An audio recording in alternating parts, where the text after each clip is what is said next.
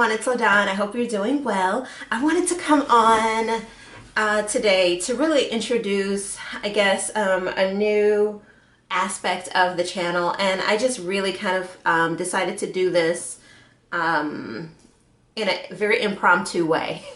I and my daughter are huge fans of The Walking Dead, as I'm sure many of you out there are.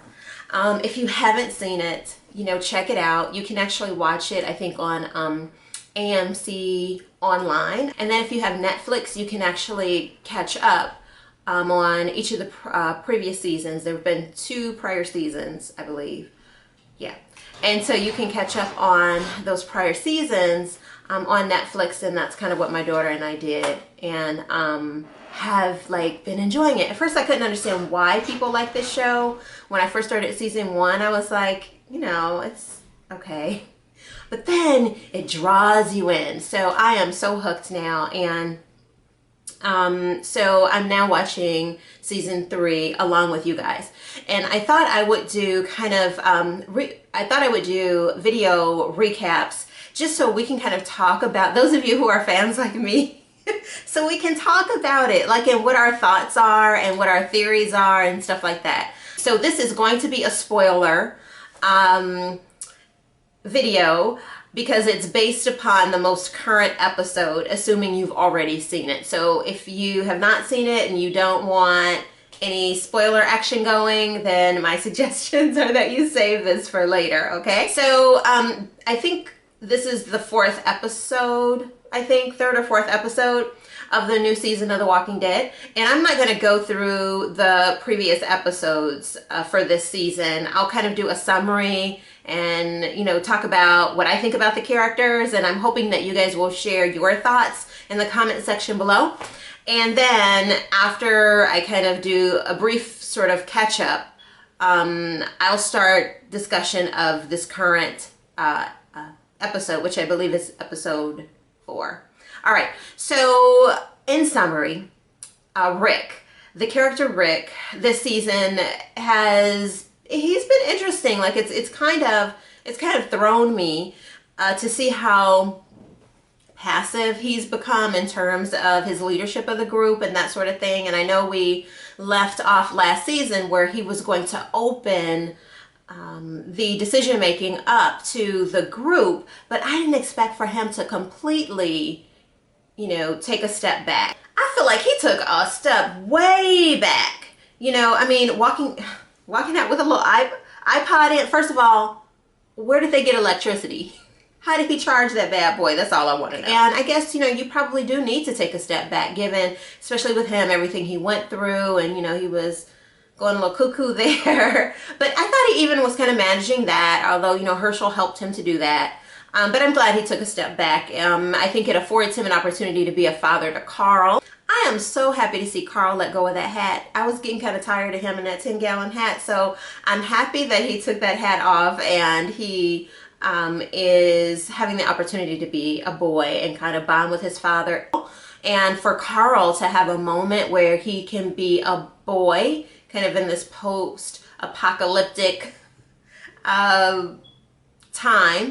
And so it really provides an opportunity for him to raise his son. And, you know, his daughter's still an infant, but he can be more of a father and, you know, tap into that aspect of who he is. Because I think it's very difficult to be a father and then to also be a leader and having to make all these huge decisions for the lives of other people as well. And, you know, I think sometimes one responsibility can give way to another. So I'm glad to see he's doing that.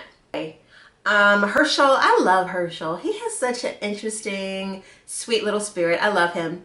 And he's cool. I'm going to talk a little bit more about him later in terms of our current episode. Daryl, I like Daryl. Daryl is becoming, it seems like, a little bit more of a people person, and I feel like he's finally getting the props he deserves. You know, he's bringing food for everyone to eat. They look up to him. People have that, you know, have esteem for him as being a provider and somewhat of a leader.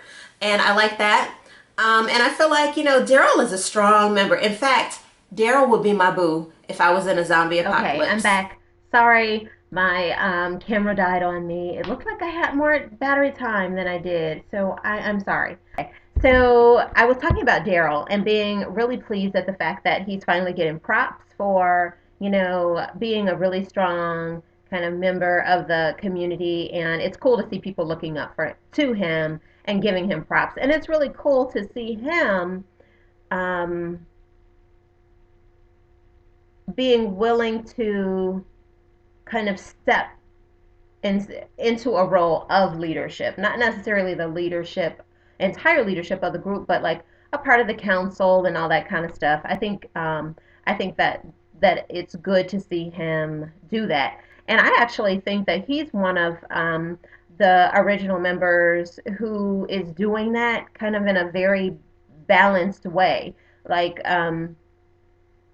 he's maintaining his leadership role on the council, but he also creates, roles and opportunities for Rick to kind of step back into leadership. I don't think it's healthy, personally, me, I don't think it's healthy for the council to have to make decisions on everything. I think they should be like an advisory board and there should be one leader who makes the final decision. But that's just me. And I just really respect Daryl. And if I had to be stuck in a zombie, if I was in a zombie apocalypse and I had to be stuck with someone, it would be Daryl. Every day, all day, and twice on Sunday. I feel like he would save me. He would teach me stuff. And he's good in any situation. If it's a car, if it's something that just needs to be fixed, if you need a hunter, if you need something tracked, if you need, somebody to have your back against some zombies, Daryl is like the end all be all. So he would be who I would want to get stuck in a zombie apocalypse with from the show if I was ever stuck in a zombie apocalypse. Now, I had an issue with Micheone last season because I'm like, why is she so mad? Why is she so angry? What are her social skills? And I'm like, oh my gosh. But I don't know. I felt like she was kind of stereotype, kind of a stereotype based, um, one dimensional character. And so it's just refreshing this season to see her coming more out of her shell and being more personable and smiling and that kind of thing, to a certain extent. I don't understand why she's still searching for the governor. And frankly, I didn't even realize the governor was still alive. I guess I forgot that. I thought they killed him, but I guess they did not. And then there's Carol. And Carol is really interesting this season. So, in the first couple of episodes, I saw that she was definitely stronger, right? And I thought it was interesting that she decided to teach the kids how to fight, right, during story time.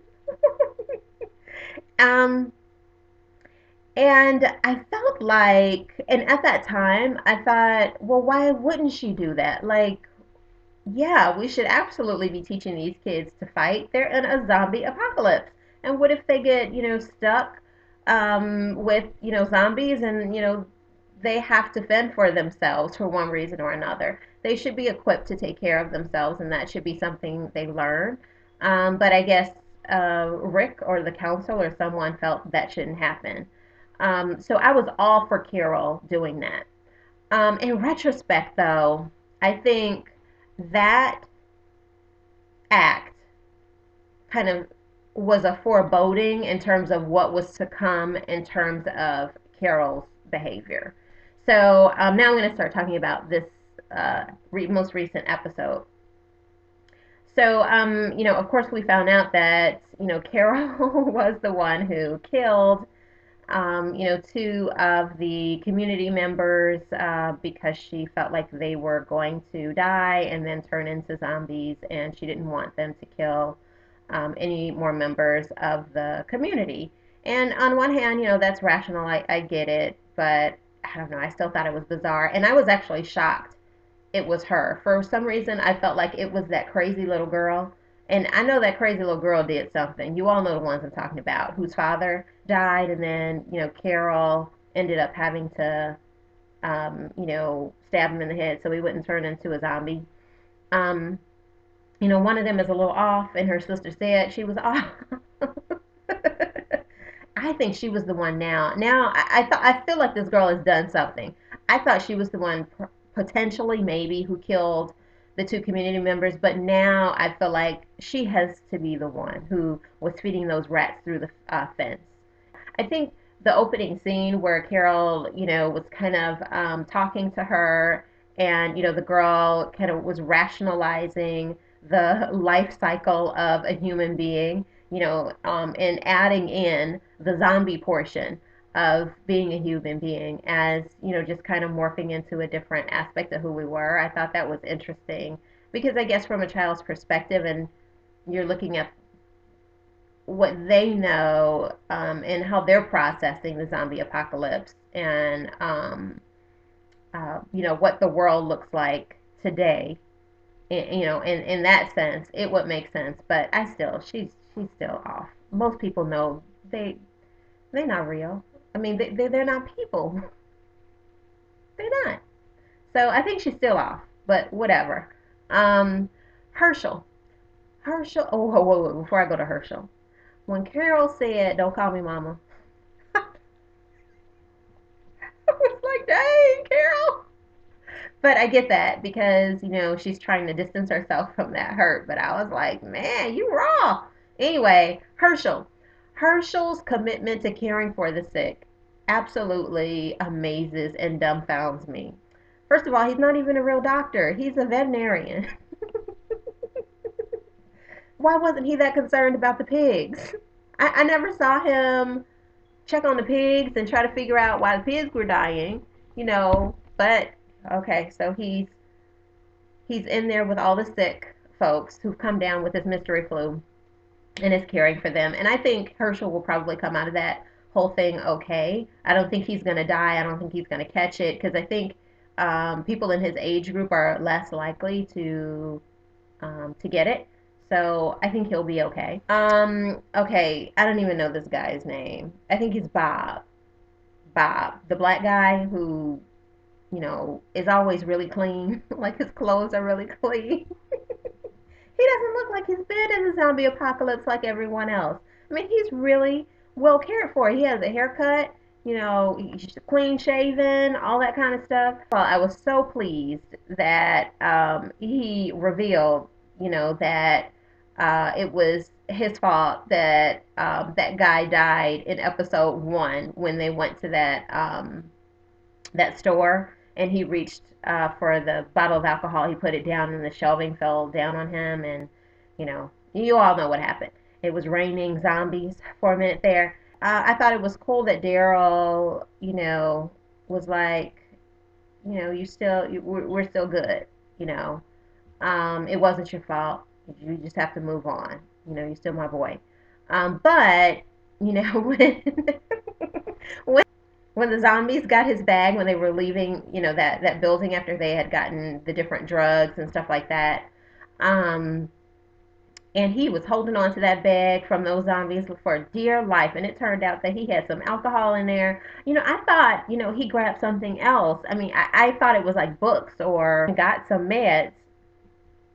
But when I realized it was alcohol, I was like, oh my gosh, he's undependable. Because to me, he's just as dangerous as, what's his name, Tyrese, who is going through a thing. He has gone from, Marshmallow Man to the Incredible Hulk, all within, the capacity of 2.5 episodes. So the rest of the episode was primarily with Rick and Carol in, that little neighborhood looking for things, that could help Hershel. And that girl and that guy came out of the bedroom or whatever room they were held up in. And, Carol and Rick saw them and they're like, oh, here are apricots. I'm like, what are these hippies? Zombie apocalypse hippies, you know, bearing fruit. And wait, did you notice when the apricots fell down the stairs? Rick and Carol did not flinch. They didn't even look. See where nothing. They were on it anyway. I just thought that was really interesting, and so they were interesting sort of contrast toward each other. in terms of two groups. And I didn't realize this the first time I watched the episode. I ended up watching, because I only half watched it the first time, and then I watched it more attentively the next time it aired. But I had a really difficult time with Rick just kicking Carol out of the prison and leaving her in that town like that. I was like, wow, that's really cold blooded. He wouldn't even let her go back and get her little knapsack or I don't know, whatever she had in her cell at the jail. He just, was like, no, we're leaving here. Here's the car. Be on your way. Start over again. Like this is life after divorce or something. This is like the zombie apocalypse. I thought that was so bizarre. You'll find enough. You'll be all right. Just anyway, it was just weird to me. So I had a really difficult time with that. But when I watched the episode over again and I just processed it a little more, I was like, you know what? I think Rick did the right thing. And I think he did the right thing right there because all along this season, Carol has been making little decisions on her own. Like the idea is that there's this council, right? And that the council shares the decision making.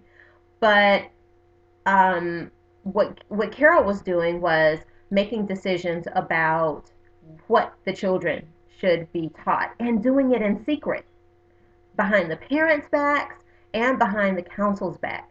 And then, getting people like Carl to lie and say, oh, don't tell, you know what I mean?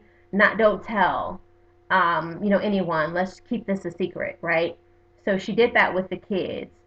She killed those, the girl, Tyrese's girlfriend and the other guy. She killed them.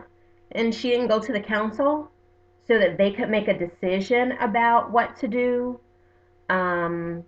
She just took it upon herself to make that decision, kill those people, drag them out of their cells, and burn them.